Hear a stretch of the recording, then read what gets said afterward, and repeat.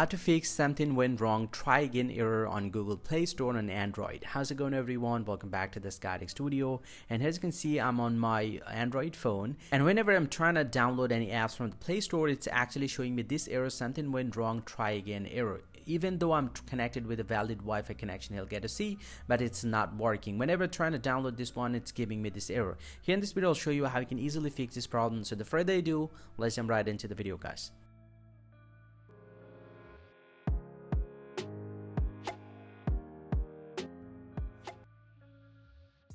To not fix the problem, simply go ahead and open up the settings application from your device and then scroll down and find out the apps section. Go ahead and tap on apps and tap on manage apps, and then simply go and tap on this three dot line at the top right and tap on show all apps, and this is going to show all of your system apps. And I just need to search for Google Play Service first. And once you have searched for Google Play Service, and simply go and tap on Google Play Services right over here, and then simply go and tap on Clear Data at the bottom right and tap on Clear Cache. Tap on Clear Cache, and you just need to force stop the app from here. Tap on OK and tap on Manage Space at the bottom left right here and tap on Clear Data. Tap on Delete.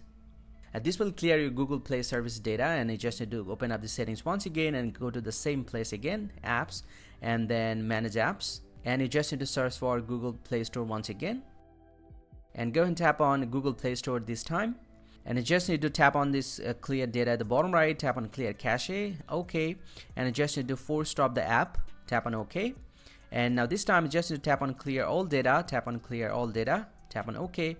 Now once you're done, it's pretty much good to go. Just get back from here.